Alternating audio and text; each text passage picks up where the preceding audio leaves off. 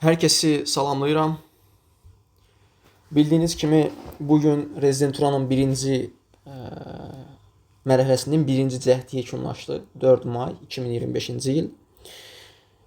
Və mənim burada təbii ki, əsas marağım keçən ilin oktyabr-noyabr aylarında Arşimit kursu ilə keçdiyimiz dərslərin effektivliyi ilə əlaqədar idi. Sualların əksəriyyətinə baxmışıq. Sizin tərəfinizdən çoxlu suallar verilir. Onları burada aydınlaşdıracağıq. Fiziologiyadan bizdən nələri soruşdular, doğru cavablarımız nələrdir və digər fənlərdən də bəzi əlimizdə olan suallara baxacağıq. Həmçinin bizim dərsdə danışıb da digər fənlərdən gələn suallara da baxacağıq. Bir növ bugün bir sıra qruplaşmalar, bir sıra izahlar verəcək yenə suallar üzərindən. Əlimizdə olan variantlarla doğru variantları sizə izah etməyə çalışacağıq. İmtahana ümumi olaraq baxsaq əgər ki, əksər sualları görmüşəm. Məncə imtahan ən asan fənlərindən biri elə biokimya deyərdim. Çünki biokimya uzun zamandır oxumuram, amma biokimyanı yazmaq olardı. Yaxşı suallar var idi. Mən elə fikirləşirəm təbii ki. Patofiziologiya, patoanatomiya orta idi. Norfizi bəyəndim açığı. Norfizi yaxşı oxuyan bir tələbə, yəni əla demirəm, yaxşı oxuyan bir tələbə 10-11 sualı rahat yazardı. 2-3 sual var idi ki, onlar biraz çaşdırıcı suallar idi. Histologiyadan da bu imtahan məncə suallar asan idi. Yəni digər imtahanlara baxdığımız zaman və anatomiya təbii ki, bir rəy bildirməyəcəm.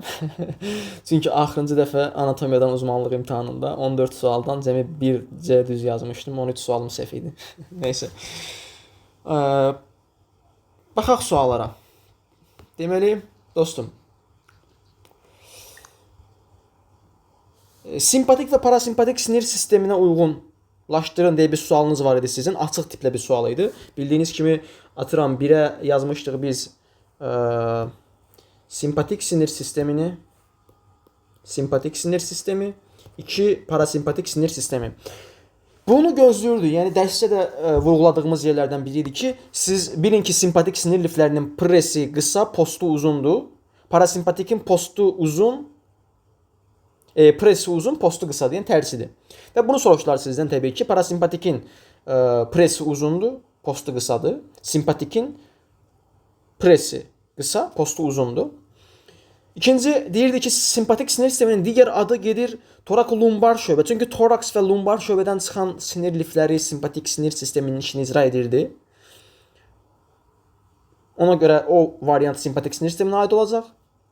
Parasimpatik sinir sistemi hardan çıxır? İşte omadan çıxacaqdı, hipotalamusdan çıxacaqdı. Sonra 4 cüt kəllə-beyin siniri sırf parasimpatik sinir liflərini aparacaqdı. Bunu ora uyğunlaşdıracaqdıq. Yerdə qalırdı E variantına verilən. E variantı da parasimpatik sinir sisteminə aid idi. Çünki parasimpatik sinir sisteminin preganglionar lifləri uzun olduğu üçün deyirdi ki, gedir düz orqanın dibində bitir və ya içinə girir. Ona görə intramural yerləşir. Simpatik sinir sisteminin presi qısadır. Yəni balta ilə kəsirik. Yəni onurğa beynindən çıxır, stoplanır pre. Amma parasimpatikin presi uzun olduğu üçün intramural yerləşim xasdır parasimpatikə. Ona görə 3 variant olacaq parasimpatikə aid, 2 variant olacaq simpatikə aid. Ümid edirəm yazmısınız. Çətin bir sual deyildi. Gəldik vasitəli və vasitəsiz kalorimetriya. İndi maddələr mübadiləsindən mən bu imtahan açığı bir atipik sual gözləyirdim. Bunu gözləmirdim. İndi bu videonu yəqin ki, izləyən bizim Arşimit kursunun tələbələri də olacaq. Biz dərs keçən zaman maddələr mübadiləsini danışanda, dərs keçən zaman yox daha doğrusu, dərs keçən zaman onsuz hər şeyi danışırıq. O ayrı bir məsələ. Bu arada biraz sürətli danışıram ki, çox vaxtımız getməsin. Və 1x-dən dinləyin, 1.5-ə 2-yə aparmayın. Son bir həftədə 6 saat dərs keçdik toplam, sürətli təkrar məqsədi ilə. Orada mən demək olar ki, maddələr mübadiləsindən sadəcə buranı danışmadım. Buranı danışmadım və bura gəldi imtahanda düşdü. Bəli, arada belə olur. Vasitəsiz və vasitəli kalorimetriya soruşdular sizdən. Bax, Toçno kitabınızda olduğu kimi imtahanda düşdü. Yenə vasitəsiz kalorimetriya, altda vasitəli kalorimetriya uyğunlaşdırın. Vasitəsiz kalorimetriya aiddir nə? Orqanizmdən ayrılan istiliyin miqdarını hesablayır. Bu bir. 2. Biokalorimetr adlanan xüsusi cihazlar istifadə olunur. Vasitəsi isə bu ikisi aiddir. Yerdə qalan ikisi də aid olacaq vasitəliyə. Yerdə qalan ikisi nə idi? vasitəli kalorimetriya zamanı orqanizmin sərf etdiyi enerji aldığı oksigen və çıxartdığı karbon dioksidə görə hesablanır. CO2-ni bölürük oksigenə, verir bizə tənəffüs əmsalı. Yəni bu iki müddəa aid olacaq vasitəli kalorimetriyaya. Sualımızın cavabı budur. Bu da deyəsən açıq sual kimi düşmüşdü imtahanda. Dəqiq bilmirəm. Okay. İkinci sual bu. Üçüncü sual. Nosiseptiv hissiyata aiddir. Gənclər, nosiseptiv hissiyat bizdə nosiseptiv hissiyatda mexanoreseptorlar var bildiyiniz kimi və xemoreseptorlar var, düzdürmü? Yəni xema nosiseptor, mexanonosiseptorlar. Amma sual belə deyil. Sualda tam dəqiq yoxdur əlimizdə, aiddir deyir nosiseptiv hissiyat tiplərinə. Cavabda görmə, eşitmə tipli bir şeylər var imiş və həmçinin protopatik, epikritik kimi terimlər də var imiş. Yəni burada sualın tam şərtini bilmədiyimiz üçün protopatik və ya sualda bəlkə başqa bir şey soruşur, onu da bilmirəm. Epikritik, protopatik bizim üçün burada prototip ola bilər, yəni cavab ola bilər. Bunu yazmısınızsa böyük ehtimal cavab oldu və düz yazmısınız. Miyozinə aiddir. Ümumiyyətlə əzələdən son dönəmlər qəşəng suallar salınır. Miyozin, aktin, tropomiyozin kimi suallar gəlir. Bunların quruluşu, hara birləşməyi və s. Bizdə olan yəni miyozinə hansı ifadələrə aiddir? Açıq tipli sual 5-6 müddəa verib nələri seçməliyik buradan? Doğrular hansılardır? Bizdə olan cavablara görə, yəni verilən sizin imtahandan çıxartdığınız versiyalara görə bir miyozin başının ATF-faz aktivliyi varmı? Var. Eynən. Miyozin başının ATF-faz aktivliyi var. 2 nə yazmışıq bura? Miyozin aktinlə birləşir. Eynən. Bildiyiniz kimi tropomiyozin normalda gəlir aktinin aktiv bölgələrinin üstünü örtür ki, istirahat zamanı əzələ yığılmasın. Əzələni yığmaq istəyirsə, tropomiyozin çəkilir, miyozin oturur ora və aktinlə qovuşur, təqəllüs baş verir. Miyozin başının ATF-fazda aktivliyi var. Bu ikisi doğru variantdır hələ ki əlimizdə. Okay. Sonra oksigenə qarşı ən həris kimdir? Yəni oksigeni ən çox sevən kimdir? Təbii ki, hemoqlobin F. Biz bunu 4 ildir bəlkə də gözləyirik. Yəni dönə-dönə deyirdik. Hətta deyirdik ki, gənclər alfa talassemiya majorlu uşağı nə üçün ölü doğulur? Çünki alfa talassemiya majorda bildiyiniz kimi hemoqlobin F-in normal zənciri nədir? 2 alfa və 2 qammadır, düzdürmü? Alfa talassemiya majorda 4 dənə qamma olur. Nə olur? Anadan alır oksigeni, toxmaya vermir, döl qidalanmır, ölür. Yəni buna bu oksigenə qarşı bu sevgini, hərisliyi verən bəs qammadır. Hətta deyirdik hemoqlobin F oksigen hemoqlobin dissosiasiya hərisini sola aparanan maddələrdən biridir, düzdürmü? Çünki çox hərisdir, çox sevir. Əgər bu sevgi bu dərəcə olmasaydı, hətta deyirdik ki, nə olar? Ananın oksigenini onun hemoqlobinindən ayırıb, gətirib dölə təqdim edə bilməzdik təbii ki. Okay. Gəldi 7-ci sual. Neyronda fəaliyyət potensialı harda yaranır? Sualın qoyuluşu bu formadaydı. Fəaliyyət potensialı harda yaranır? Dostum, cavab akson təpəciyi ola bilər və ya aksonun hüceyrə cismindən başlayan yerində. Yəni fikirləşin ki, bu olsun dendrit, düzdürmü? Bu olsun cisim, onun nüvəsi olsun. Buradan başlasın akson. Hətta bu miyelini siniri olsun, buğum başlasın. Baxın, akson təpəciyində yaranır ilkin olaraq oyanma, fəaliyyət potensialı. Akson təpəciyi trigger mexanizmə malikdir neyron üçün. Cavabı da bura akson təpəciyi və ya aksonun hüceyrə cismindən başlayan nahiyəsində olacaq bizim oyanmamız. Okay. 8-ci sual. Flebogramma. Flebogrammada A dalğası nəyə göstərirdi deyirsə, biz dərslərdə bunu danışdığımız zaman deyirdik ki, A dalğasını necə kodlayacaq özümüz üçün? A dalğası atrium sözündən gəlir. Yəni atriumun A'sı, qulaqcığın A'sından gəlir A dalğası. Qulaqcıqların, sizin sualda da sağ qulaqcığın sistolası zamanı meydana çıxır tərzində bir variantınız, cavabınız var idi. Cavab da o olacaq. Okay. 9-cu sualınız pilorik sfinkteri açılmağa nə kömək eləyir? Cavab H-xlor ifrazının artması. Yəni H-xlor turşuluğu artan zaman pilorik sfinkter açılırdı. Humus yavaş-yavaş mədədən duodenuma evakuasiya olunurdu. Biz bunu mədədə evakuasiya bölməsində anlatmışdıq və həmçinin kitablarda da mədədə evakuasiya bölməsində bəhs olunur bundan Çətin bir sualdırmı? Çətin bir sual deyil zənnimcə.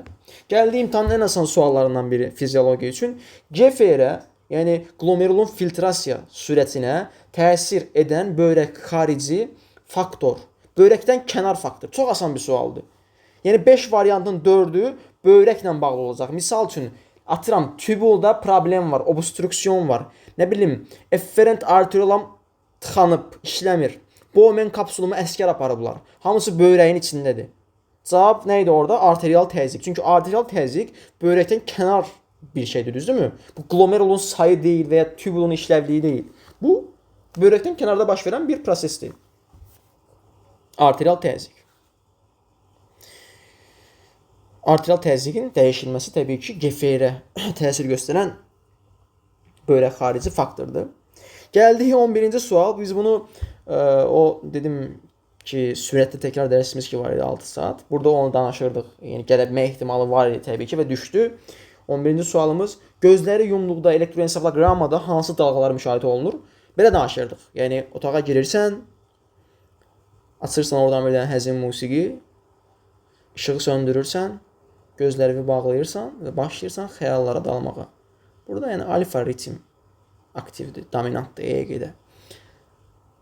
Və sonra anidən maman qapını açır, sürətlə içəri girir, işığı yandırır, abala buradan nə edirsən deyirdi. Sən də dik atlanırdın, alfa ritm keçirdi beta ritmə. Yəni alfa ritm o gözləri qapadığımız zaman sakitlik vəziyyətində olan ritmdir. Cavab alfa ritmdir. Bu qədər. 12. Pavlova görə şərtsi refleks haqqında hansı mülahizə yanlışdır? Bu tipdə deyəsən bir sual olub. Burada gözlədiyimiz yerlərdən biri idi. Son təkrarda da vurğulamışdıq, üstündə qalmışdıq, cədvəlimizi qoymuşduq ora. Və Pavlovun orada şərti refleks haqqında hansı müddəa səhvdir? Misal üçün qazanılmışdı, doğrudur. Və ya xəbərdar edici funksiya, doğrudur. Genetik determinə olunub ifadəsi şərtsiz reflekslər üçün xarakteristikdir. Yəni orada bir genetiklə başlayan bir cümlə var və cavab odur. Böyük ehtimal determinasiya olunubdur. Yəni cavab səhv variantımızda o olacaq bizim. Çünki o şərtsiz refleksə aiddir. Şərtiyə yox. Okay, dude. Gəldi. Hiperpolarizasiya. Sual deyəsən belədir. Hiperpolarizasiya spike'ın hansı qolunda izlənir? Belə bir sualdır. Yəni spike'ın bilirsiniz ki, qalxan qolu var, enən qolu var. Qalxan qolunda biz əsas depolarizasiyanı görürük. Təbii ki, məhəlli potensial obursu da buradadır. O heç. Enən qolda kim görürük? 2. Repolarizasiya və hiperpolarizasiya. Düzdürmü? Yəni D qalxır, R ilə hiper enir. Okay, olsun enən qolunda izləyirik. Sual bu qədər. 14-cü sual. Çox gözləyirdik və düşdü. Hətta bunu vurğulayırdım ki, bu sual açıq tipdə gəlsə nə götürəcəksən, qapalı tipdə gəlsə nə götürəcəksən. Okay, nədir bu sual? Sinokarotid zonanın baroreseptorları və ya hemoreseptorları. Okay, olsun hemoreseptorları. Deyirdik ki, hemoreseptorlar var, periferik hemoreseptor, var mərkəzi hemoreseptor, düzdürmü? Mərkəzi hemoreseptoru boş ver. Çünki səndən sinokarotid zonanı soruşur. Yəni bu periferik hemoreseptordur. Deyirdik ki, periferik hemoreseptorlar iki yerdə yerləşir. Glomus aorticum, glomus caroticumda yerləşir. Yəni sinokarotid bölgə dediyimiz yer yəni glomus caroticumdur. Okay?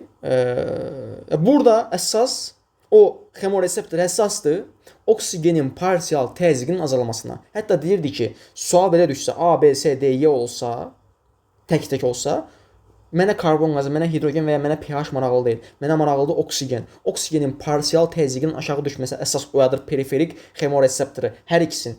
Glomus aorticumda da, glomus caroticumda da fərqi yoxdur. Və 60 mm civə sütunundan POO2 oksigenin parsial təzyiqi 60-dan aşağı olmalıdır ki, oyansın. Tənginəfəslik yaranacaq sonra, hər nəysə. Amma deyirdik ki, bundan başqa, əgər təbii ki, tək variant, tək ifadə olmasa, CO2-nin artması, yəni hiperkapniya və ya hidrogen iyonlarının artması və bunun fonunda pH-ın azalması nə edəcək? Şeyi artıracaq. Sən deyirən, sinokarotid zonada periferik hemoreseptoru oyadacaq. İşte da cavabın hazırdır. Oksigenin azalması, CO2-nin artması, pH-ın azalması, asidoz, yəni sözlə yaza bilər. Asidoz deyəcəyik pH-ın azalmasına və hidrogen iyonlarının artması. Zaten hidrogen iyonlarının artması və CO2-nin artması akabində asidoz yaradan bir durumdur. Bunu çox yaxşı bilirsən. 15-ci sual haqqında bir bilgimiz yoxdur. Orta beyin varol körpüsü